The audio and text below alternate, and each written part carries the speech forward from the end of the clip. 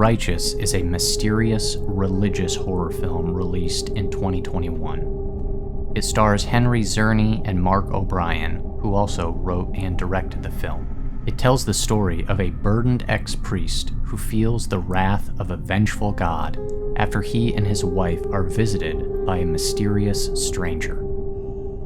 Sin. It has a life of its own. What's important is knowing the difference between what's real and what our conscience has created to punish us. Religious horror is one of my favorite subgenres, as I often find the themes and ideas to be scarier than the blood, guts, and gore that accompany many other horror films. I can't really relate to running through the woods trying to escape from a masked killer, but I can relate to questioning what I believe in and wondering if everything I think I know is wrong. Words like doubt, forgiveness, sin, faith, fear, grief, shame, and tragedy are words we can all relate to and understand. And what makes them so scary is because we know how real they are. We know they are inevitable for every single one of us. The film opens up on our main character, Frederick. He's on his knees in prayer, repenting. He asks God for penance so peace can return to his life. Shortly afterward, we learn that Frederick and his wife Ethel have just experienced a great tragedy, the death of their child, a little girl. Their world has crashed down around them. They are filled with unbearable grief, and because of this terrible loss, they feel lost. And it's through this loss where Frederick's entire worldview is thrown into chaos and turmoil. What I like so much about this opening scene is it reveals the strength of the writing. The film presents itself in a mysterious way through intriguing dialogue that causes us to ask questions. This is what draws me in. The film isn't interested in spoon-feeding you and spelling out all the answers in a clear and straightforward way. Much like in real life, there are rarely easy answers, and this film is comfortable operating in the tension of the gray areas. Through what we learn in this opening scene, it causes us to ask some questions. Why is Frederick asking for penance from God?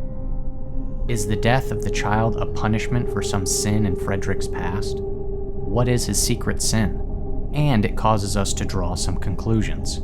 Frederick believes God is punishing him, and he blames God for taking his daughter. It also reveals what kind of God concept Frederick has, who he understands God is. Is God someone who punishes us for our sins?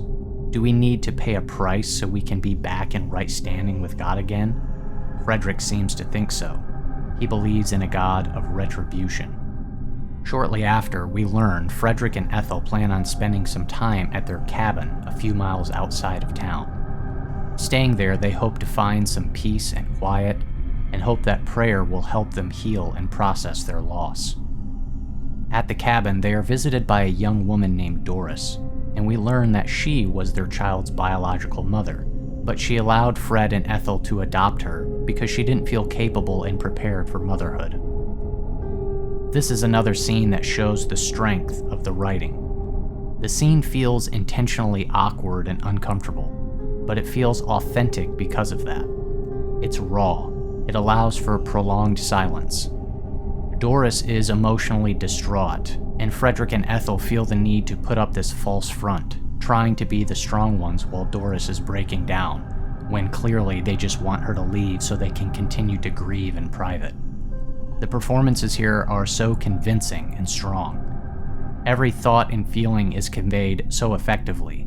We know exactly what Fred and Ethel are thinking, even though they don't say it out loud. Later that night, Aaron, the mysterious stranger, shows up at the cabin. He's injured and confused. Being good Samaritans, Fred and Ethel decide to take him in and let him spend the night. Who is this young man? Why is he here? What is his purpose? Does he have sinister motives? Aaron is an enigma. We can't get a clear read on him.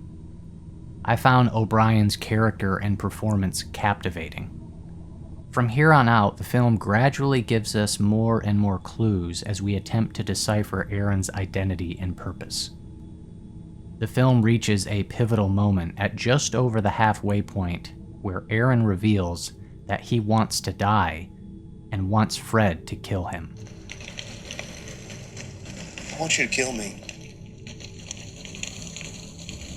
Excuse me? I want you to kill me, Frederick. Throughout the remainder of the film, multiple ideas are put forward regarding Aaron's true identity. At first, the film implies that he is the driver behind the vehicle that hit and killed Frederick and Ethel's daughter. This gives way to Frederick's rage and desire for vengeance. We are then given more insight into Frederick's past and the sin that haunts him. Then the film implies that Aaron is the long-lost son that Frederick abandoned because it was a child conceived out of wedlock. Fear and shame caused him to leave the mother and his child. Frederick meets with his friend, who is a priest, to seek some wisdom and counsel. He reveals his secret and says that his past sin is still controlling him, and it is demanding that he does something, and that something is to kill someone. Frederick learns that one can only hide their sins for so long. They will eventually be revealed, and they will make you pay a price you are unwilling to pay. What makes this scene stand out to me is that it poses the following question: how do I know with certainty who's answering my prayers? And it is a question that is produced from a man whose soul and spirit are in deep turmoil. You have to listen to God and do what He tells you. How do I know with certainty who's answering my prayers? Can you tell me what the voice of God sounds like? To anyone who considers themselves religious, it is a scary thought. The torment Frederick is experiencing is because of a death, which he believes is a punishment from a past sin, and he prays for penance. And the manifestation of Frederick's past sin shows up in physical human form and demands to be murdered. Now, whether this prayer is answered by God or the devil, it still says something significant about the God Frederick serves. A God who would cause torment or allow one to be tormented to the point where they contemplate murder. You don't remind me of her. You remind me of me. Aaron is the embodiment of everything Frederick despises in himself. Frederick sees himself in Aaron. He is the things inside him which he cannot control, his sinful impulses and his weaknesses. His priest friend offers some wisdom and suggests, sin has a life of its own. What's important is knowing the difference between what's real and what our conscience is doing to punish us. Aaron is the life Frederick's sin has turned into, both literally and symbolically. Frederick is unable to forgive himself and is unable to accept God's forgiveness. His understanding and view of God is what torments him, in addition to his previous sin. Frederick reveals that God scares him more than the devil, because, as he says, God can show you paradise, but if you break his rules, in an instant, he can scorch your soul. No! Does God scare you more than the devil? Is that it? Yes! Why? Because God can lead you to paradise, Aaron, if you break His rules in an instant. He can scorch your soul.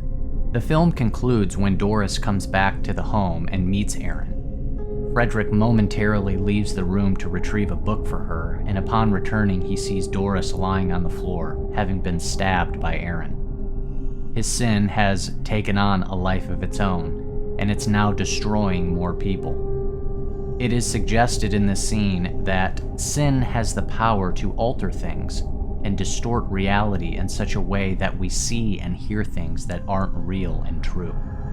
Sin distorts our view of the world. It destroys us and will eventually destroy the people around us.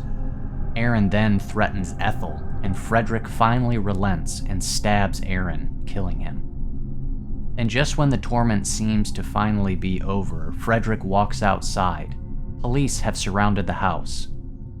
And in the sky, off in the distance, we see 4 glowing trails of fire. The 4 horsemen. Frederick's sin has brought about the apocalypse.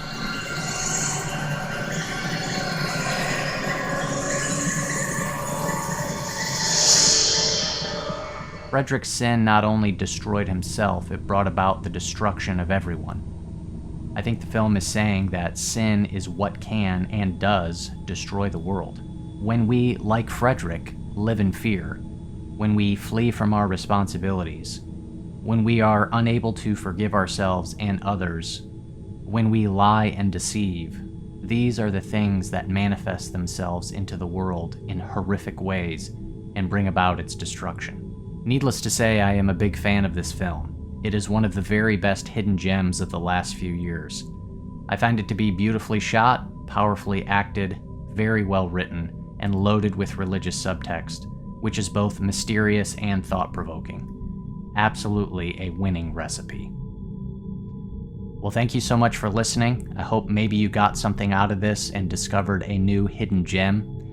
I highly recommend you seek this film out if it's something that looks interesting to you. Just want to give a quick shout out to all my patrons. Thank you, Milos. Thank you, Rick Rigdon. Thank you, Amanda. Thank you, Kathy. Thank you, Chris. Thank you, Matt. Thank you, Lorraine. Thank you, Rick Grush. And thank you, Peduncle. You guys are awesome. I greatly appreciate your support.